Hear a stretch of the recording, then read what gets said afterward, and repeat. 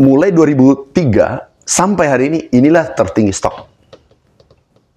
Bahkan bisa jadi diprediksi karena data ini sementara, kita dapat 23 tahun, bisa jadi 50 tahun, atau selama merdeka inilah tertinggi hari ini. Harga naik, konsumen marah. Harga turun, petani marah. Harga sedang-sedang, pengusaha marah. Jadi harus minum pil sabar. Nggak mudah jadi Menteri Pertanian. Tiba-tiba Bapak Presiden, Pak Sul, ya bisa jadi tahun 2025 tidak import. Langsung aku tangkap tangannya. Pak Menko, ini berat ini. Ini bukan tindakan yang kecil nih. 411 tersangka. Itu bukan tindakan yang kecil. 784 berproses. Kami baru 100 hari. Kita tidak tahu apakah saya 5 tahun atau berapa tahun. Baru 100 hari, sudah 20 tersangka. Udahlah. Wajahmu, body language-mu sudah menjawab bahwa kamu melakukan sesuatu yang tidak terpuji. Gosok tangan lama, iya Pak, kami ambil 100.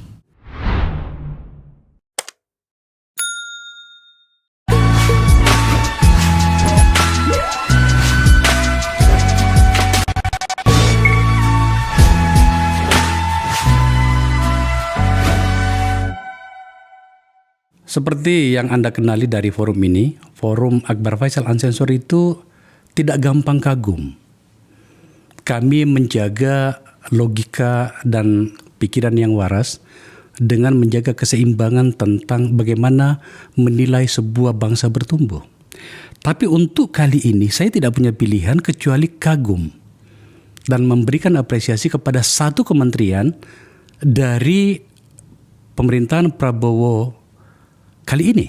Kenapa demikian? Karena ada banyak yang kami catat dengan sistem yang ada pada kami di sini, bagaimana itu disebut dengan prestasi. Tentu saja ada kontroversi di dalamnya. Oke. Maka kemudian saya undang, kebetulan sahabat saya, Menteri Pertanian Andi Amran Sulaiman. Pak Menteri, thank you loh sudah ada waktu untuk kesini ya. Ya. Ini masih capek dari Sumatera Selatan. Iya ya, keliling terus ya kelihatannya ya. Keliling. Iya. Baru dari NTB, dari Jordan ke NTB langsung ke Sumsel mendampingi Bapak Presiden. Pemirsa, ada banyak sejarah kebersamaan kami. Saya tidak sedang melankolis, tetapi tidak banyak orang jadi menteri 2 kali di 2 fase yang berbeda dan di tempat yang sama. Kenapa begitu Pak Menteri? Ya mungkin takdir. Setiap detik adalah takdir. Jadi kami juga tidak pernah bayangkan bahwa periode pertama Pak Jokowi, kami 5 tahun, di akhir periode kedua Pak Jokowi 1 tahun lebih, kemudian Pak Prabowo periode ketiga pertama Pak Prabowo diundang lagi untuk mengabdi. Saya kok punya jawaban sebenarnya. Ini mungkin karena memang Anda seorang anak petani ya. Iya. Sesimpel itu ya. Sesimpel itu. Oke. Tetapi saya juga harus menyampaikan di sini bahwa Pak Menteri, Anda tahu, kementerian Anda itu sekarang adalah salah satu kementerian yang paling menderita di dalam pemerintahan bangsa ini berjalan. Ada banyak pejabatnya yang berurusan dengan hukum. Iya. Dalam hal ini yang saya sebut adalah ditangkap oleh lembaga penegak hukum. Padahal ini pertanian. Saya, karena ini adalah forum politik, saya mencari-cari tahu apa gerangan yang terjadi hingga kemudian kementerian ini memakan banyak korban. Ya, nanti akan saya hubungkan dengan betapa ekstrim Anda memimpin kementerian ini. Tapi boleh nggak saya dapat informasi kenapa seperti itu? Sebenarnya Kementerian Pertanian itu baik-baik saja. Dulu periode pertama, pertama dalam sejarah pertanian WTP. Sejarah selama pertanian berdiri. Kemudian 3 kali mendapatkan penghargaan anti gratifikasi, anti korupsi terbaik. Kemudian sekarang juga alhamdulillah yang dulunya katakanlah buruk nilainya, lompatannya tertinggi, gitu penilaian KPI dari KPK, kemudian penilaian dari Menpan RB, juga perubahannya luar biasa. Tetapi itu kan agak sulit dikuantitatifkan. Nah, kita kuantitatifkan hasilnya produksi sekarang nih. Ini pegawainya tetap saja yang kemarin-kemarin itu produksi naik 42%. 62% Januari, Februari, Maret, April. Itu sesuai BPS, bukan kata saya. Saya akan masuk ke situ nantinya Pak Menteri. Karena saya akan memberikan Anda panggung hari ini, Akbar Faisal Unsensor, Anda paparkan. Sebab sejujurnya ada beberapa pikiran saya juga, benar nggak sih? Iya. Segala angka-angka yang beredar di ruang publik itu tentang keberhasilan kementerian Anda. Iya. Tapi pertanyaan pertama saya tadi itu, kenapa kan kemudian kementerian yang mengurusin petani ini, mengurusin sawah dengan begitu banyak lumpur di dalamnya, kenapa menjadi sesuatu yang bahasa saya tadi menderita? Apakah karena menjadi target dari para manusia politik, di mana kemudian ini berhubungan dengan elektabilitas? Jadi saya merasa kami bisa menyampaikan apa yang kami rasakan dan selama kami menjabat. Kami 3 kali disumpah di sana. Oke. Dan ini katakanlah saya di sana kurang lebih 7 tahun. Di sana bahagia, terbaik, produksi naik, swasembada, dan seterusnya.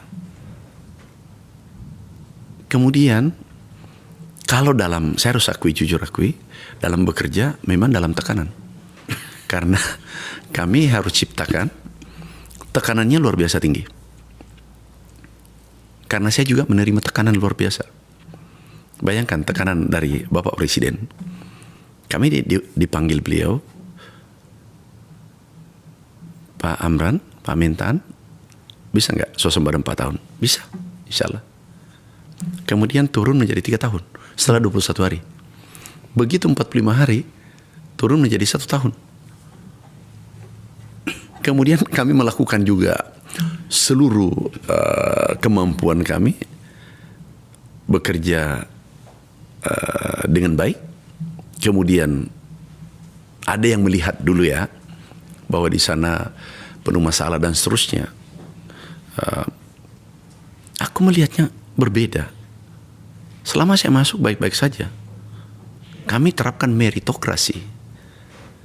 Kalau ada yang bersalah, dihukum. Dipecat. Kalau ada korupsi, kita beresin. Jadi anak-anak itu bekerja dalam tekanan tapi dia bahagia. Tergantung sistem yang dibangun di situ. Iya. Ya. Oh, oke. Nah, salah satu contoh, sebenarnya ringan-ringan saja. Contoh, 100 hari, 130 hari. Di sektor pangan yang tersangka itu 20. Yang kita hukum itu 52 perusahaan. Ntar dulu. Ini seru baru ini. 100 hari. 100 hari masa jabatan kedua ini. Iya. Itu berapa? Masa jabatan ketiga. Masa jabatan ketiga itu berapa orang yang TSK? 20 tersangka hari ini. Kenapa mereka tersangka? 17, saya ulangi. Tersangka minyak goreng itu 14, pupuk palsu 3 dari Kementerian Pertanian, dan saya sudah tanda tangan pemecatannya 3. Totalnya 20. Oke. Dan ke depan minimal 50, karena 52 perusahaan kita laporkan. Berarti minimal 50 kan kalau tersangka semua. Kenapa dilaporkan? Ya, mafia pupuk palsu, kemudian minyak goreng, itu heboh di saat bulan Ramadan. Kalau tidak kita bergerak cepat, bisa jadi itu semena-mena menaikkan harga kan. Ini temuan dari internal kementerian sendiri atau bantuan dari aparat penegak hukum? Kami kolaborasi, ada Satgas Pangan. Oke. Tapi kami yang pimpin. Ada Satgas Pangan, ada teman-teman dari kementerian, kan ada Irjen kami, inspektorat kami. Okay. Kami turun bersama-sama. Kalau pupuk ini, saya tidak tahu ya. Tangan saya tangan dingin apa tangan panas? Karena setiap kami bergerak, insya Allah dapat. Ada yang menarik. Di kantor, kami lagi santai. Tiba-tiba saya katakan, aku mau lihat pangan. Dan tanpa memberitahu dirijennya. Masuk, aku dapatkan pupuk palsu 5 perusahaan palsu. Merugikan 3,2 triliun petani. Kemudian yang kurang 30% dari speknya itu 22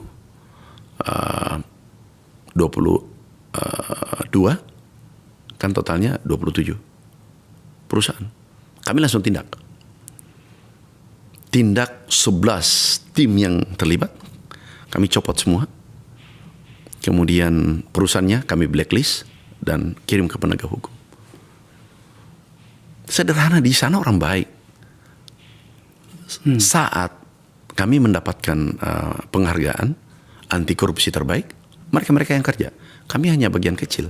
Saat pertanian berprestasi, sekarang ini dan dulu, juga mereka yang kerja.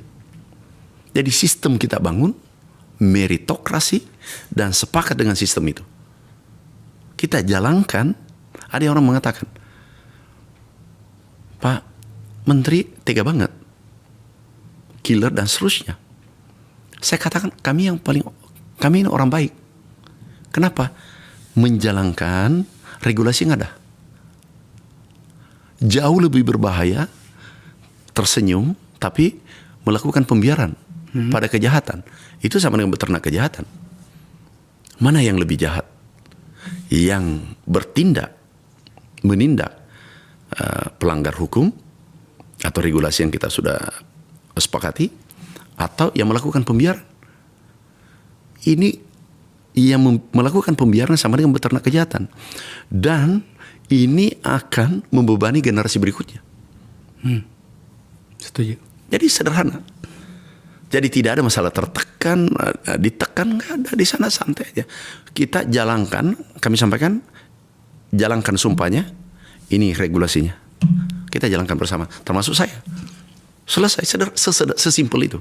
Tapi ini kan model kita di Indonesia, Pak Menteri, kadang-kadang terjebak pada sebuah kata yang celaka itu menurut saya. Seperti ini kok kita biasanya kan, segala macam bahasa seperti itu kan ya yang muncul gitu. Apa Anda tidak menghadapi resistensi di internal? Enggak, mereka baik-baik. Mereka bahagia. Oke. Karena gini, kami ingin menciptakan putra-putri terbaik di kementerian. Kalau ingin menciptakan, mengkader menjadi putra terbaik, putra-putri terbaik, lakukan tekanan setinggi-tingginya. Kalau ada tekanan tinggi, seperti berlian, dia akan menjadi berlian nantinya. Berlian itu ada di perut bumi, penuh dengan tekanan. Bisa 10.000 derajat Celcius. Kalau orang tanpa tekanan, itu biasanya susah berhasil. Tapi kalau orang penuh dengan tekanan, ditekan oleh sistem, bukan ditekan oleh orang, itu akan membuat lompatan. Jangan mimpi organisasi itu berhasil kalau aturan tidak ditegakkan dengan baik.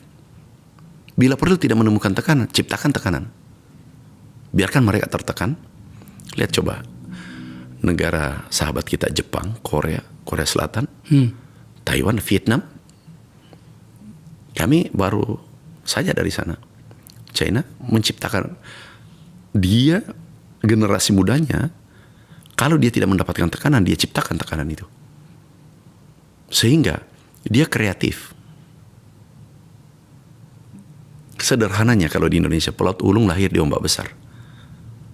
Nggak mungkin berenang di kolam renang yang di rumah, tiba-tiba dia menjadi petarung. Nggak mungkin pelaut ulung.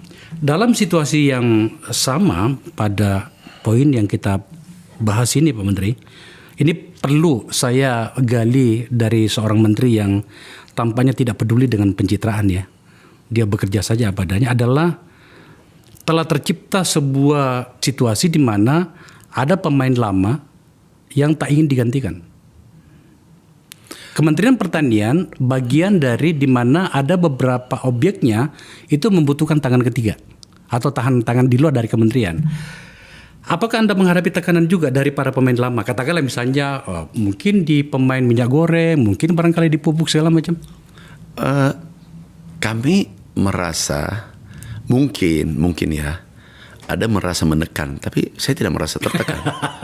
Ya, karena kami menjalankan saja konsensus regulasi yang kita sudah sepakati. Kami santai.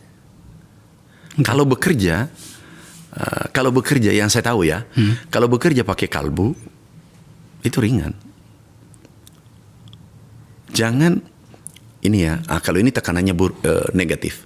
Kalau kami bekerja dengan ada cita-cita ingin mengorbankan orang atau ingin katakanlah dendam atau iri dan seterusnya, itu kurang baik.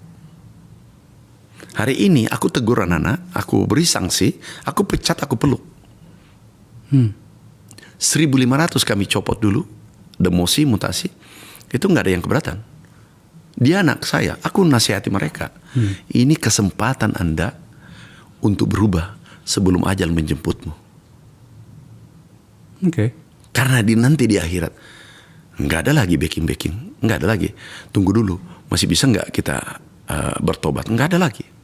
Ini kesempatan emas. Itu layar menengah ke bawah, Pak Menteri. Tapi yang saya maksud tadi ini adalah seperti kita tahu lah, di Republik ini semua orang punya teman. Ya. Termasuk pada, saya lupa berapa angkanya. Anda pernah menyebut ada 3 atau berapa kelompok konglomerat yang Anda hajar itu tadi. Semua orang punya teman di sini. Saya tidak hajar mereka. Saya hanya ini aturannya melanggar ya. Aku blacklist ya. Itu diajar juga namanya. Dan banyak sih datang, banyak menelpon apa segala macam. Tetapi kami memberi pengertian. Aku bekerja ini bukan untuk keuntungan pribadi dan keluarga atau kelompokku. Kami bekerja ini untuk masa depan merah putih, masa depan Indonesia. Gak ada niatku. Dan saya beritahu, tolong nanti kontrol juga saya. Mana tahu aku hilap. Jadi banyak, kalau itu yang datang, ada yang datang. Ada datang tiba-tiba datang jam 6 subuh. Ini ada yang menarik. Salah satu konglomerat dulu ya, bukan sekarang. Ini harus saya pisahkan karena dulu itu ada yang datang. Dulu itu kapan? Periode pertama. Oh, periode yang lalu. Okay. Ada konglomerat. Dia datang kalau tidak 10 kali, 11 kali. Aku tidak temui. Dan mereka di penjara. Aku peluk dia. Teman, aku bisikin berdua. Teman, kamu itu sudah lama kaya. Tapi pengalamanmu di penjara, di CV-mu belum ada. Ya nggak apa-apa lah 1-2 tahun di dalam. Apa yang saya ingin sampaikan? Tidak boleh semena-mena dalam hidup ini. Kita orang tidak boleh semena-mena. Dia tunduk, saya peluk dia. Aku bukan benci sama kamu. Tapi untuk sementara yang kamu lakukan ini mengorbankan rakyat banyak. Orang kecil. Petani Indonesia. Petani kita berapa? 100 juta lebih. Kamu korbankan ini. Teman, aku peluk, ya. Saya mungkin ada hikmahnya. Di dalam you bertobat, di dalam you beribadah. Tiba-tiba ajal menjemputmu masuk surga. Dan Menarik. dia terima. Menarik. Dan dia terima. Kena 2 tahun. Saya tidak ingin menanyakan siapa orangnya, biarkan itu berlalu ya. Oke, kita masuk pada apa yang terjadi hari ini. Lagi-lagi mungkin saya harus memuji Anda. Banyak sekali pujian yang diberikan kepada Anda. Dan itu bukan hanya dari satu pihak. Sambil duduk di sini, aku terima pujian dari seorang kolega Anda, menteri juga nih. Menteri yang berbeda maksudnya. Gitu kan. Dia itu bolehlah katanya. Saya pengen tahu Pak Menteri, tolong jelaskan kepada kita. Saya berikan forum ini kepada Anda untuk menjelaskan bagaimana bisa hanya dalam jangka waktu hanya 100 hari lebih di periode ketiga ini Anda sebagai menteri, itu kemudian ternyata telah ada keberanian dari Presiden dan para pihak mengatakan untuk pertama kalinya Indonesia dengan bangga mengatakan kita swasembada beras dengan pencapaian yang tidak pernah terjadi sepanjang Republik ini berdiri. Ada angkanya. Saya tadi sudah lihat. Padahal jatah APBN Anda hanya 29 triliun. Apa yang Anda lakukan? Jadi gini, yang pertama ya, masalah pujian. Kalau ada yang memuji Presiden, kami berterima kasih, diapresiasi. Kalau teman-teman datang memuji teman, dia tanya saya, kok Pak Amran kok tidak tersenyum dipuji? Antara pujian dengan tekanan itu beda tipis. 11-12 Dia bilang, kenapa? Pujianmu itu, aku khawatir. Pujian teman nih, khawatir itu dianulir. Setelah aku tidak bisa membuktikan apa yang kamu harapkan itu. Dan itu berat bagi saya. Jadi kalau kami diapresiasi Bapak Presiden, jujur, kami dalam posisi sangat tertekan. Yang saya bayangkan adalah, hari ini Bapak Presiden melihat ada tanda-tanda, ada harapan, ada kebahagiaan, ada capaian di sana yang spektakuler. Tapi ternyata ujungnya tidak sesuai dengan harapan. Itu persoalan reputasi saya. Bukan jabatan, tapi itu masalah reputasi. Iya, tapi kan lebih baik dipuji dibanding tidak diterima. Sebagai menteri sudah berbulan-bulan jadi menteri nggak diterima kan? Lebih enak juga Pak Menteri. Ada plus minusnya. Saya kembali kepada capaian. Iya. Memang jujur, Bapak Presiden pertama kami dipanggil, Pak Menteri bisa nggak bantu Pak Amran bisa bantu nggak Kementerian Pertanian? Oh siap Bapak Presiden. Aku beri target ya, bisa nggak swasembada 4 tahun? Oh siap. Nah, pada saat aku keluar, hati kecil saya, ini enteng. Dulu baru aku belajar jadi menteri, bisa swasembada lah 2 tahun, 3 tahun sudah swasembada kan? Nah ini sudah mulai hatam nih, sudah tahu nih Lapangan sudah tahu ya? Sudah tahu. Okay. Medan tempur sudah tahu lah. Jadi 4 tahun bisa, aman lah. Pada saat hari ke-21 kita menjabat, Bapak Presiden pidato di G20 APEC itu menjadi 3 tahun. Turun. Dari 21 hari. Jadi 3 tahun. 3 tahun. Tanpa ngomong kepada menterinya? Tanpa. Mulai. Saya katakan, oke, 3 tahun aman lah. Masih titik aman. 45 hari, kami diundang ke istana. Sore-sore. Dengan Menko Pangan, Pak Zul, kami menghadap BPS, Menko Pangan, Perdagangan, yang terkait dengan pangan. BPS mengeluarkan data. Pak, produksi cenderung naik cukup tinggi. Waktu itu masih naik 40% dibanding tahun sebelumnya. Tiba-tiba Pak Menko Pangan, Pak, ini kelihatan kabar menggembirakan. Padahal kami masih sementara kerja nih. Tapi BPS bisa memprediksi, karena kalau tanam hari ini 3 bulan kemudian bisa diprediksi 4 bulan kemudian.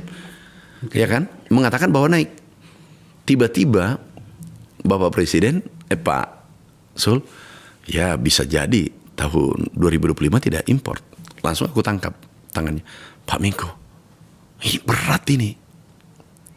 Presiden senyum-senyum.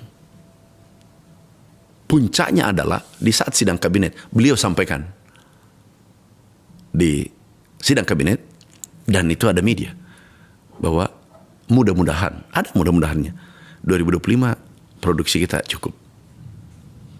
Tahu ini asam lambung naik. Kemudian Pertigo saya setelah 7 tahun tidak pernah muncul, mungkin karena tadi tekanan, stres menghadapi situasi ini, kambuh H-2 sebelum Lebaran. Karena menghadapi harga, menjaga harga, Bapak Presiden minta menjaga harga di bulan suci Ramadan. Singkat cerita, kami lakukan seluruh kekuatan, seluruh resources dan seterusnya, dan anggaran yang kita gunakan belum 29, baru 15 triliun. Masa itu ya? Iya. Ini kan 29 baru berproses tahun ini. Ini anggarannya, itu pun sisa anggaran kami dapat. Kan Oktober dilantik. Oke. Apa kami lakukan? Karena Pak Akbar tadi tanya, apa yang dilakukan? Pertama, refocusing. Refocusing adalah biaya hotel, biaya perjalanan dinas, biaya seminar, semua biaya yang tidak penting, termasuk rehab kantor, hentikan. Kemudian kami dapat 1,7 triliun. Kita hemat, ini seminar, perbaikan gedung, biaya kalungan bunga, kirim bunga dan lain-lain. Kita hilangkan, masih ada 1,7 triliun. Kita refocusing anggaran. Beli benih untuk petani, pompa, karena ada El Nino pada saat itu. Bayangkan, anggaran tetap, tapi ada El Nino. Perubahan iklim yang sangat ekstrim. Beli alisintan, apa yang terjadi? Ternyata kalau kita bekerja dengan baik, ada anomali di sini terjadi. Terjadi peningkatan produksi, nilainya 17,89 triliun. Dan ini bukan kata saya. Itu kata BPS. Dibuat bahasanya jadi sederhana.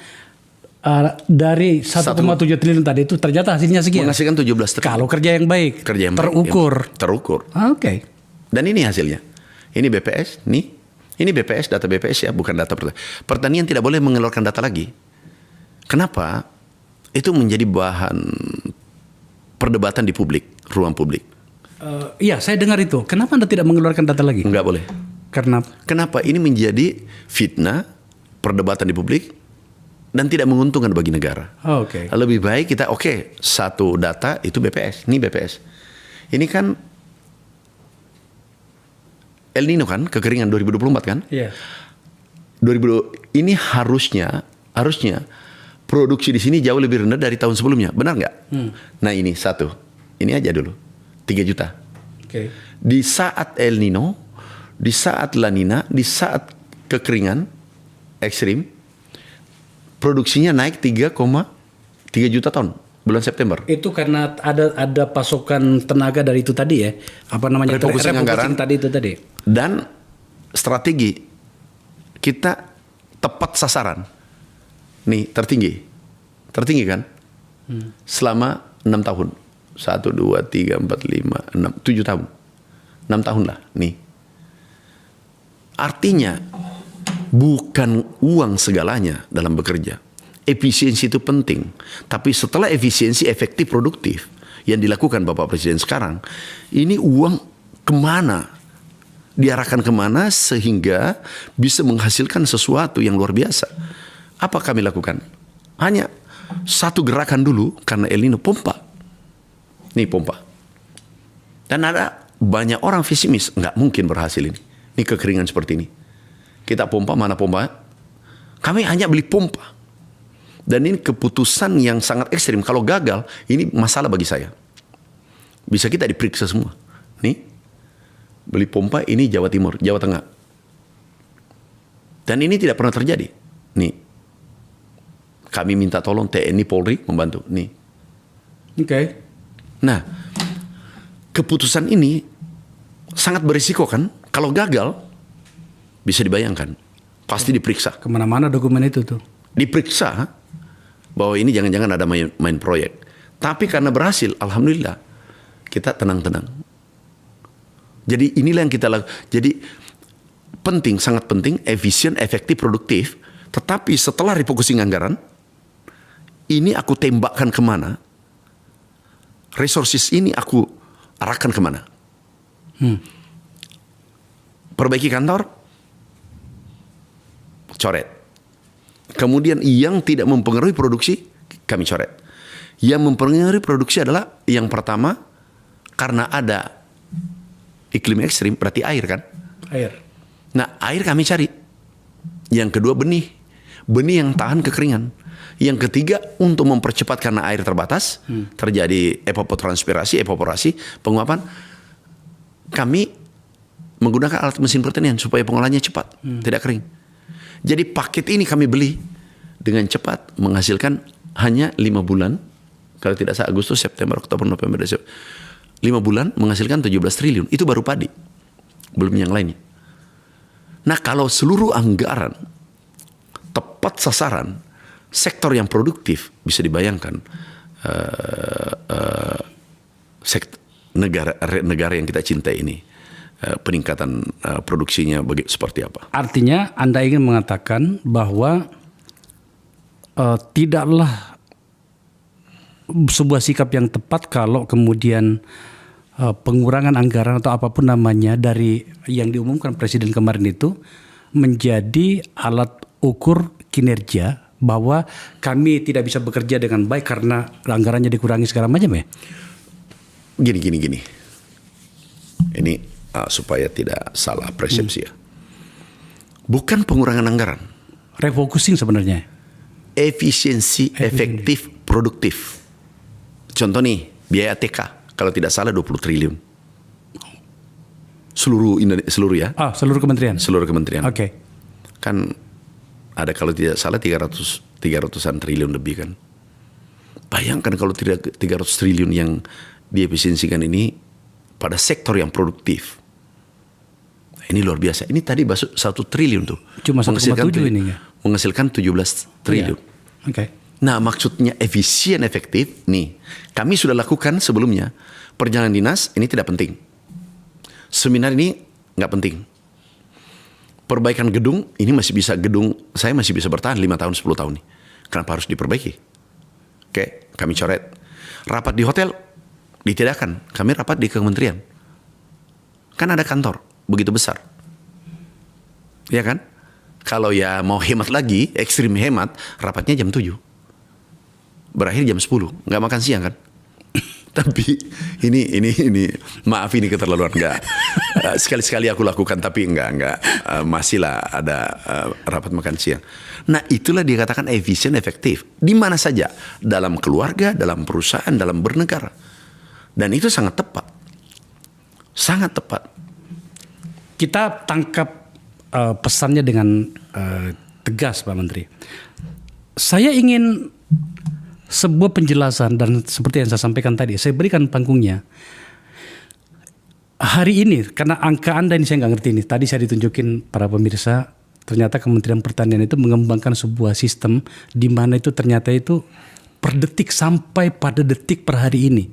Mereka bisa mengetahui berapa jumlah produksi, bahkan luasan sawah, ada tadi istilahnya gimana. Saya nggak ngerti Pak Menteri, bagaimana Anda bisa melakukan semua ini? Yang pertama untuk di Bulog ya. Ya. Ini real time. Ya.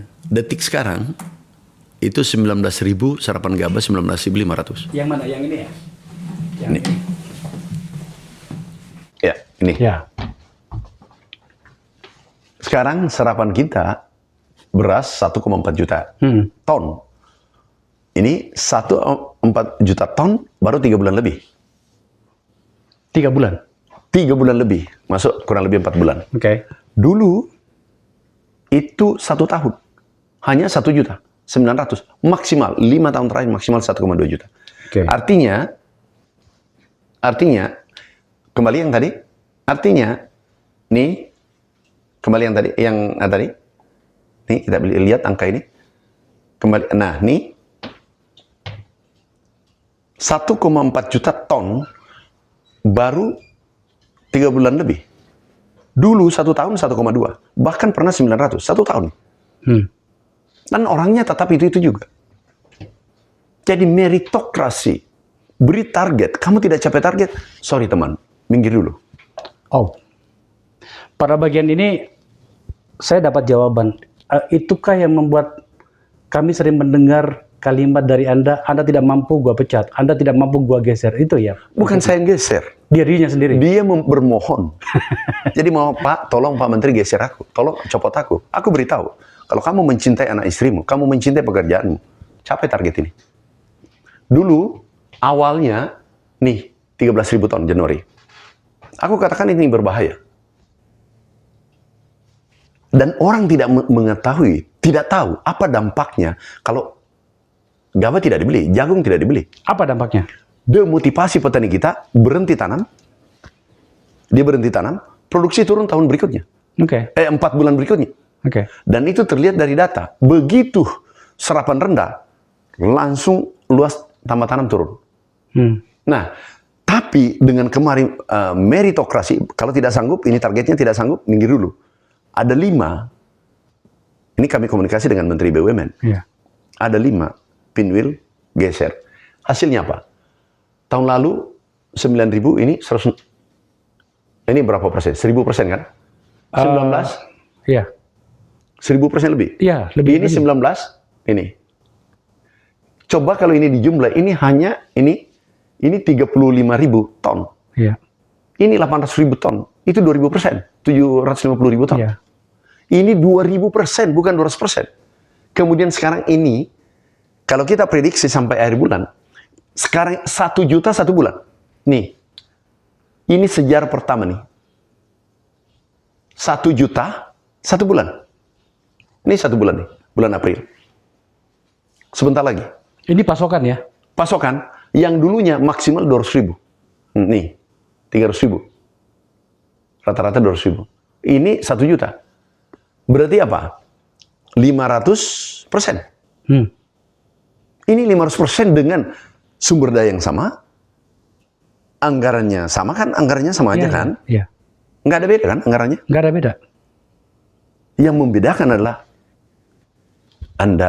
kita menjalankan, kita profesional, menjalankan aturan yang kita sudah sepakati. Kita sepakat target yang kita sudah sepakati, kita kejar bersama.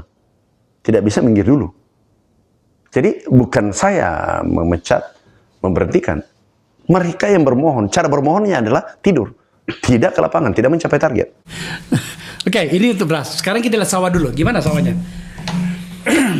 Pengadaan sawahnya. Karena itu ada banyak juga, kan sejak dari dulu ya, ada perdebatan soal luas lahan tambahan segala macam. Seperti apa Pak Menteri? Jadi sebenarnya kalau produksi rendah apapun diperdebatkan. Kalau perhatikan tanah orang kita di Indonesia, kalau sudah bermasalah, kita nggak pernah benar lagi. Apapun data dimunculkan.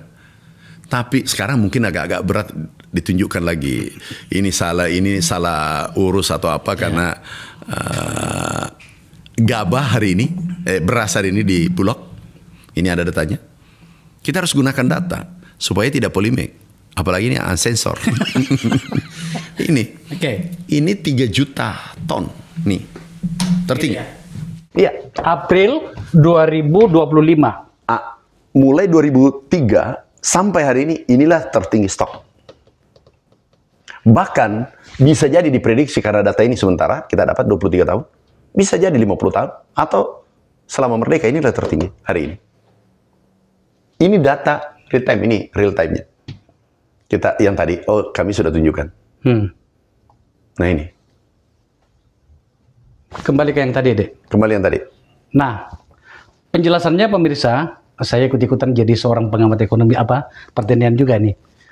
Ini pujian, tapi menurut saya dengan angka ini bagaimana saya tidak memuji ya? Coba lihat. 2024 pada posisi April, dan pada saat itu Anda baru masuk lagi sebagai menteri, itu adalah posisi 1.120.722 ton ya? Oke. Nah, dalam jangka waktu berapa bulan sejak memulainya kabinet ketiga Anda ini, ada peningkatan sekitar 2 juta ton. Caranya bagaimana? Bekerja dengan benar. Sebenarnya, begini, Bung Akbar, sukses itu sederhana. Sederhana. Kita membuat mimpi besar. Ini target saya. Kita yakin dengan target itu. Kemudian, kita take action. Kemudian persisten bersama tim. Kita tidak bisa kerja sendiri. Ini berkat bantuan semua pihak. TNI, terutama kepolisian, semua, perdagangan, perindustrian, Menko Pangan luar biasa. Coba tampilkan yang sawah tim tadi. yang baik. Karena saya lihat tadi itu Menteri ada BUMN. per harian itu, ada sawah tadi. Iya, coba harian.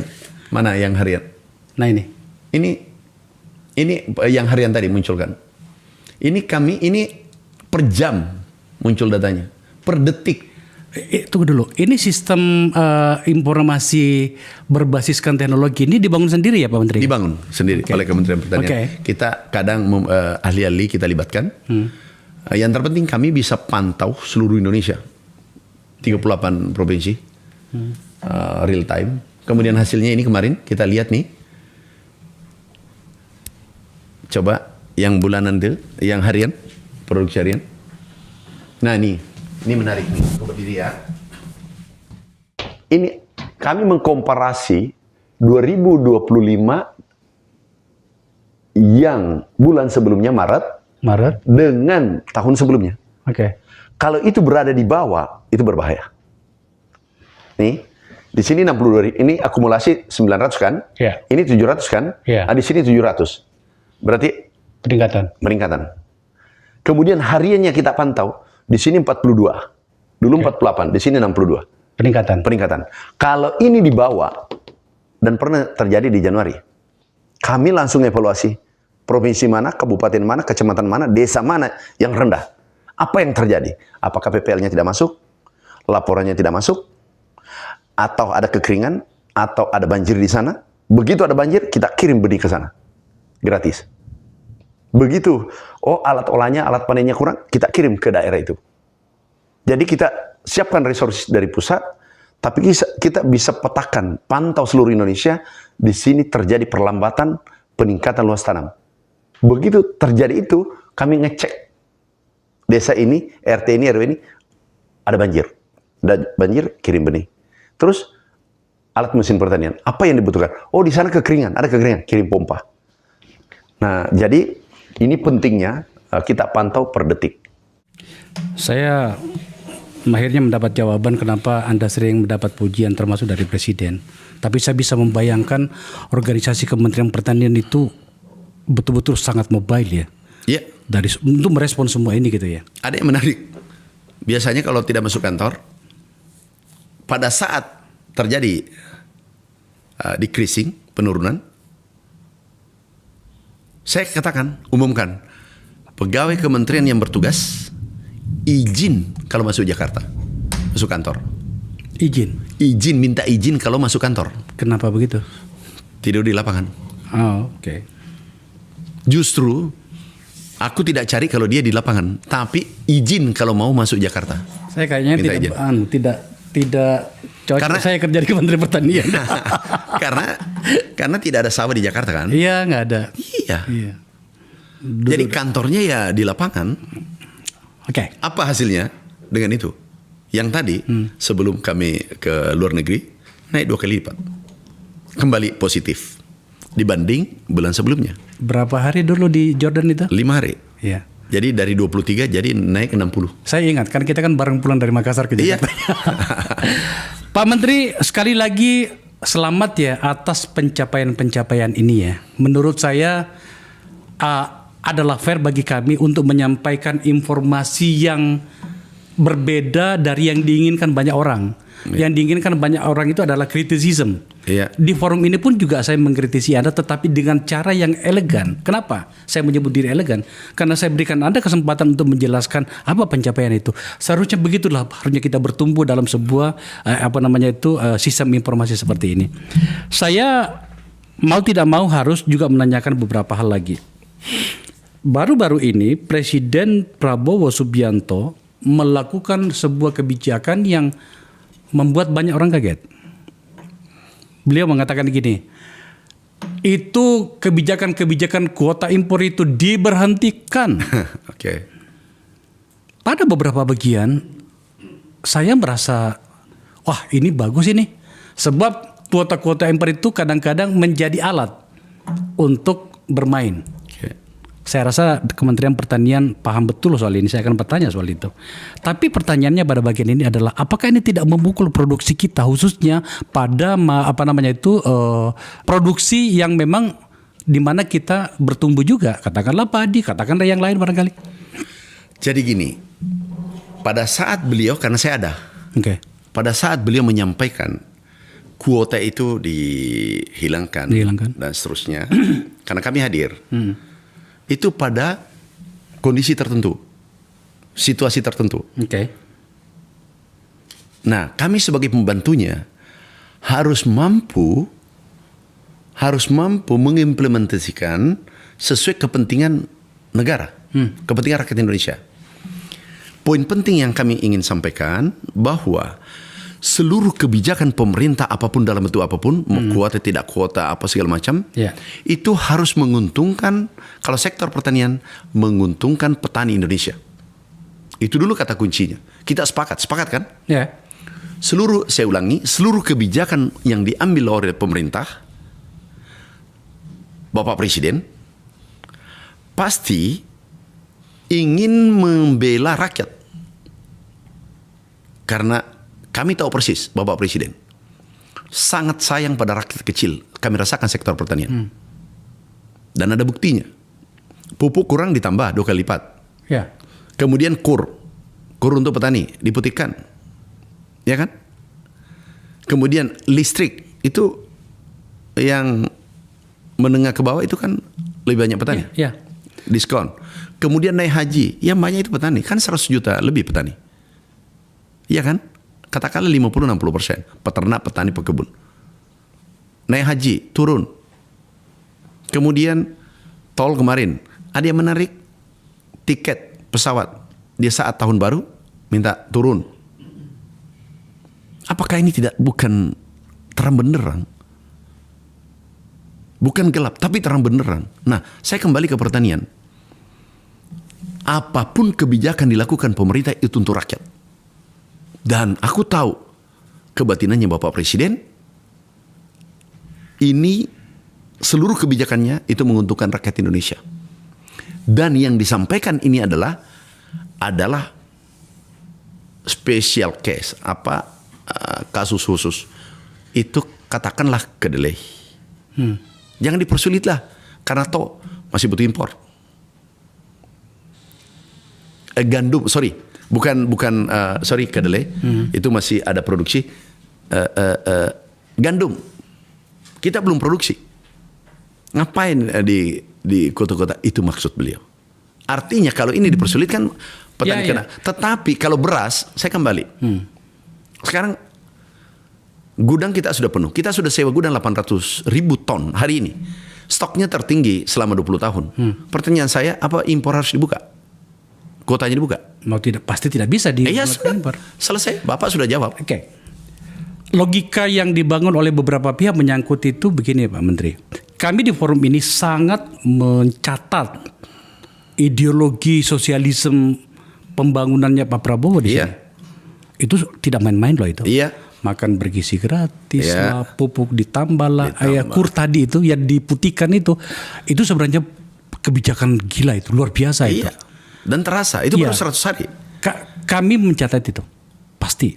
Tapi pada sisi yang lain kan kita tahu juga orang menyebutnya itu mafia kuota ya. Terutama pada beberapa sektor itu ya. Bawang putih lah, bawang merah lah, daging lah, hingga kemudian banyak orang yang dimakan oleh gergaji hukum. Bagaimana agar kemudian ini bisa termitigasi, Pak Menteri? Ada orang yang mengatakan begini bahkan, ini mungkin untuk ganti pemain.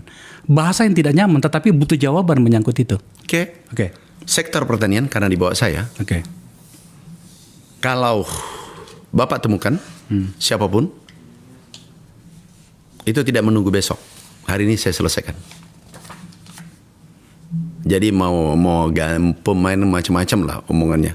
Saya sering tunjukkan di tempat saya. Aku beresin.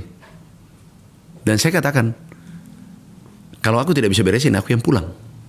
Sederhana kalimat itu. Dan kami buktikan. Dulu sekarang kan sudah wise. Saya sekarang kan orang Sulawesi. Saya tunjukkan berapa dulu yang hubungannya yang Anda sebut tadi. Aku berdiri ya. Ini bawang masuk di sini. Berapa gudang bawang aku segel? Ini tersangkanya. 411. Kasus ternak. Kasus beras. Ini ada perusahaan raksasa aku tutup. Kasus pupuk palsu. Ini membunuh petani kita. Kemudian kasus lainnya. Ini 784. Kira-kira masih ada berani datang di sana. Nah, ada seorang pengamat menyampaikan ke saya, tapi WA. Mengkritisi di publik, tapi menyampaikan lewat WA. Mengatakan, Pak Mentan, ada macam-macam, ada ini. Oke, datanya mari. Itu ada pengamat ekonomi itu. Oh ini. Aku ambil, dan benar amatannya. Aku berterima kasih, aku telepon. Bos, terima kasih. Kenapa? Anda menunjukkan kebenaran.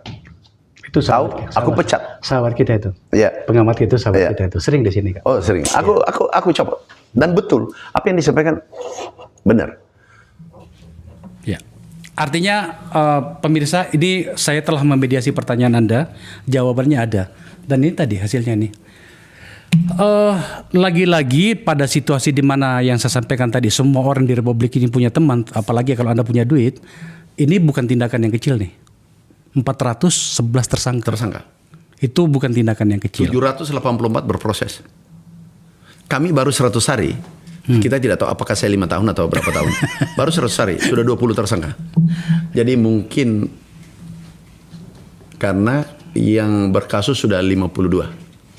Tapi kalau masih ada berani coba-coba, pasti lewat. Kebetulan pada bagian ini saya mendapat beberapa catatan. Kami dapat di media sosial mendapat catatan ada sebuah pernyataan Anda yang tampaknya mendapat sedikit sergapan dari civil society. Yang Anda mengatakan bahwa ada seorang pengamat yang sebentar lagi akan tersangka. Bacaan beberapa pihak yang tidak memahami konteks ini, kebetulan saya tahu ya. Jadi tapi kan tidak apa-apa saya sampaikan di sini. Bahwa pernyataan Anda itu bahkan mengancam dunia akademik karena orang itu berlabel pengamat, profesor lagi kan gitu ya. Tapi kemudian ketika ada ancaman itu ada orang mengatakan gini, nggak boleh begini dong caranya Pak Amran. Ini menteri yang katanya harapan banyak orang ke depan, tapi sudah seperti ini berbahaya. Apa jawaban menyangkut soal itu? Gini, ini dipotong di pidato itu kan utuh, harus utuh. Oh ini dalam konteks pidato? Pidato. Oh, Nah kami, pertanyaan itu kami juga ada pas kami ke luar negeri 5 hari. Kami ke Jordan, umroh, tiba-tiba banyak pertanyaan dari beberapa media mainstream. Saya bilang tunggu aja, aku pulang. Aku lagi beribadah nih. Pulang. Besoknya kami ketemu. Kami ingin sampaikan bahwa pengamat itu penting untuk Republik. Yang konstruktif. Saya ulangi ya. Yang konstruktif, yang membangun. Nah, ada pengamat, ini ada 2 tindakan kami. Seorang guru besar mengamat dan aku telepon. Yang disampaikan, ada nggak datanya? Ada. Dikirim. Ini atas nama ini, aku panggil. Eselon 3, aku panggil. Baru duduk, sudah pucat, aku salami. Terima kasih, kamu sudah jawab. Aku bilang, apa konteksnya? Dia mengambil uang 10 miliar. Iya. Siapa yang mengambil? Si Eselon 3 tadi atau si pengamat? Eselon 3 dan direkturnya. Aku salaman. Baru aku panggil, kelihatan kan body language karena orang sudah salah. Langsung aku salami, terima kasih sudah terjawab. Maksudnya Pak, pura-pura dia dalam kondisi tenang. Aku tanya, waktu saya tidak banyak. Apakah Anda bermain-main? Oh tidak Pak, biasa normatif. Oke, makasih. Jangan menyesal ya. Jangan menyesal kalau yang periksa kamu bukan saya. Mulai gosok tangan. Ini kalau gosok tangan ini orang sudah separuh jawabannya sudah mau keluar. Singkat cerita,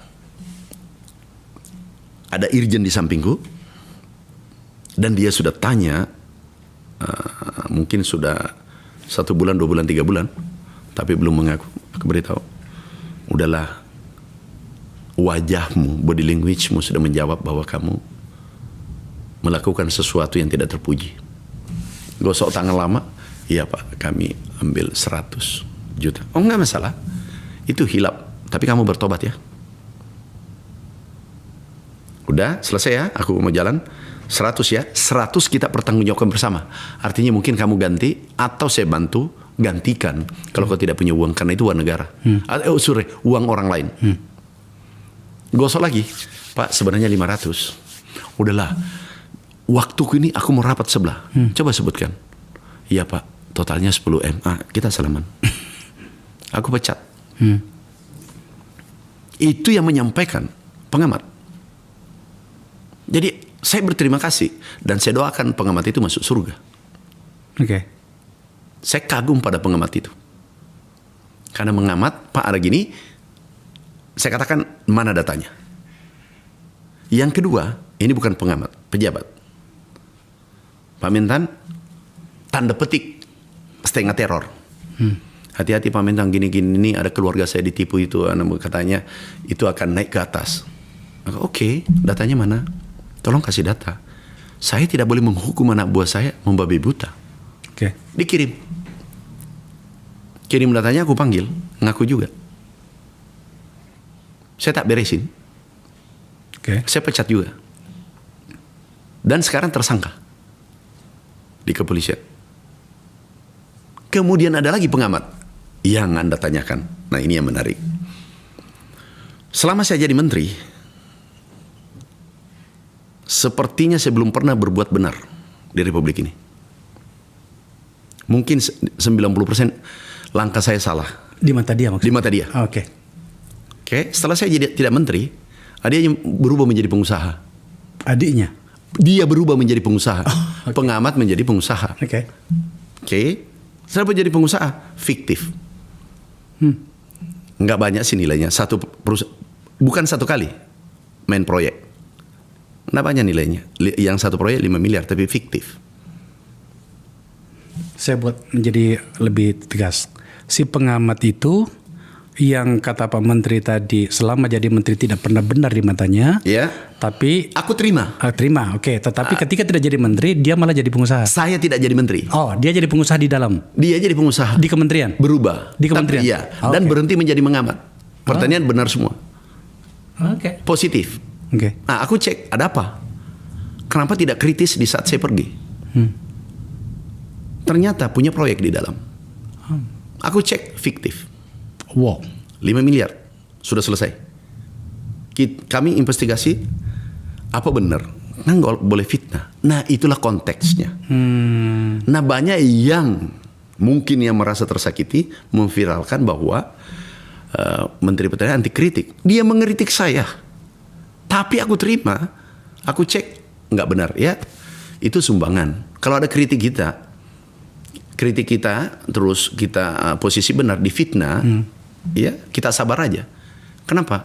Itu sumbangan, gratis kan, dapat pahala. Dan memang pertanian itu harus sabar. Harga naik, konsumen marah. Harga turun, petani marah. Harga sedang-sedang, pengusaha marah. Jadi harus minum pil sabar. Nggak mudah jadi Menteri Pertanian. Harus sabar. Okay. Nah kesabaran itu 7 tahun. Setelah 7 tahun baru aku dapat. Ternyata punya agenda terselubung. Jadi itu konteksnya. Nah, saya tanya Bang Akbar, kan dari awal sampai sekarang bertanya terus. Boleh aku bertanya satu aja? Kalau korupsi musuh negara nggak? Iya, nggak bisa musuh surga dong. Enggak, aku tanya. Kalau korupsi musuh negara nggak? Musuh negara. Bapak yang bilang bukan saya. Iya, cocok. Ya itu. Bapak yang sampaikan musuh negara, bukan saya kan? Artinya kita sepakat. Media aku sampaikan, aku panggil, undang semua. Aku tanya. Dan apa tadi itu? Fiktif itu teridentifikasi ya? Tidak dipakai. Tidak dipakai itu proyek itu. Dan yang lebih fatal benar, tanda tangan beberapa dipalsukan. Itu pidana itu? Oh pasti. Kemudian maaf, banyak yang datang ke saya. Tolong dimaafkan. Enggak, saya maafkan. Tapi ini atas nama petani Indonesia, atas nama negara.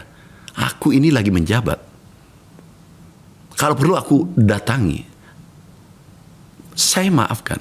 Tapi dalam konteks ini, pasti seluruh pengamat yang punya idealisme jangan tercemar. Benar nggak? Dan aku kagum pengamat-pengamat kita. Cerdas, kritis, konstruktif. Kan tidak semuanya pengamat. Masih lebih banyak yang baik. Dan benar. Jadi, nah ini kemarin dipelintir. Aku jelasin sekarang. Silakan Pak Akbar tanya sedetail-detailnya. Aku sudah siap lahir batin jawab. Saya rasa sudah jelas itu ya. Karena saya berteman dengan Anda kan saya sudah tahu ceritanya. Tetapi kan banyak publik yang bertanya. Ya. Kenapa kemudian Pak Andi Amran Sulaiman mulai mengincar kelompok intelektual di mana konsepnya civil society itu ada. Ini sudah ada jawabannya. Saya rasa kita selesai. Kita menuju ke akhir diskusi kita Pak Menteri. Saya harus mengembalikan karakternya forum ini. Ini forum politik. Oh, Ini ya. Saya tadi pura-pura aja itu sok pinter pertanian ya. Begini. Bacaan sistem yang kebetulan kami punya mesinnya di sini. Bacaan sistem kami di sini bahwa telah muncul beberapa bintang-bintang yang diperkirakan akan bersinar dalam konteks politik pada beberapa tahun ke depan. Andi Lala bisa dianggap pujian atau mungkin siksaan barangkali, monggo silakan, bahwa Anda itu masuk dalam radar itu terutama sekali sebagai wakil dari pikiran orang-orang dari kawasan timur Indonesia. Apa tanggapan Anda menyangkut itu? Aku pikir swasembada dulu deh. Ini berat. Terlalu jauh tuh, terlalu jauh. Kami sekarang fokus pada target diberikan Bapak Presiden. Dan itu tidak ringan. Jadi, kalau saya ya, kita selesaikan apa yang depan mata, apa yang bisa dikerjakan untuk Merah Putih. Terlalu jauh hayalan, bisa-bisa tersesat. Gitu ya. Kalau mau membahas, maaf, bukan dalam otoritas saya. Tupoksi saya, otoritas saya. Kalau Bapak tanya Kementerian Pertanian dari A sampai Z, insya Allah aku bisa jawab karena saya bertanggung jawab di sana. Tapi kalau harapan orang juga banyak kan Anda tidak bisa menolak Pak Menteri. Gini, jangan ini beban saya kan berat nih. Bagaimana memberi makan pada 200 juta bersama petani, bukan saya. Kami bersama petani mengembangkan produksi di saat ketidakpastian pangan dunia. Kemarin ini Malaysia datang, kesulitan pangan. Oh ya. Minggu depan Menteri Pertanian Jepang datang. Sekarang Malaysia, Jepang, Filipina. Tahu harga beras 90.000 per kilogram di sana. Nah ini berat yang kita hadapi. Kalau Bang Akbar tambah lagi 1 poin aja, itu bisa putus itu saraf saya. Nah, jadi ini kita balik arah. Ini melanda Jepang nih. Artinya, ini jauh lebih menarik nih. Artinya tadi pertanyaan saya itu mau dijawab bahwa sebentar lagi kita bisa saja menjadi pemasok bagi Jepang dan Filipina. Kita doakan. Bayangkan apa yang Bang Akbar tanyakan dari awal sampai sekarang. Itu sirna semua. Kalau ini tidak menjadi kenyataan program ini. Nggak ada. Saya rasa iya. Sirna semua. Dalam waktu sekejap. 1 aja kelaparan di Republik ini. 1 orang, nggak usah 2. Di antara 282 juta. Itu musibah bagi Menteri Pertanian dan tim. Nggak mudah. Ini beban yang kami, target yang kami ingin rebut. Pak Andi Amran Sulaiman, Menteri Pertanian, terima kasih telah menjawab banyak pikiran banyak orang melalui forum ini. Sebenarnya saya masih punya banyak pertanyaan, tetapi nanti jawabannya kembali pada bagian terakhir lagi tadi. Sekali lagi terima kasih Pak Menteri. Sama-sama. Pemirsa,